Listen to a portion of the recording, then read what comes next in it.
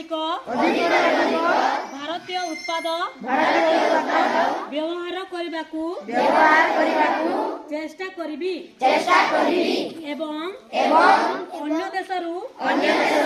आमदानी होतिबा वस्तु बदल देशीय वस्तु को विकल्प रूपे बाछिबी मोर घरे कार्य क्षेत्र एवं समाज भारतीय उत्पाद को प्राथमिकता देवी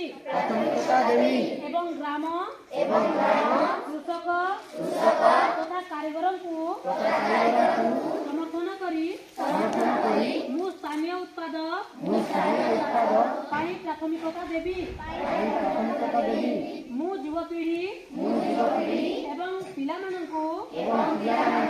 स्वदेशी ग्रहण करने को उत्साहित करी एवं नुआ पीढ़ी को यार महत्व विषय जणाइबी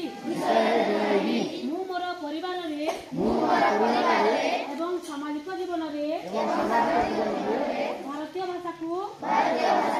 व्यवहार करी मु परिवेश प्रति जत्नवान हेबा सहित स्वदेशी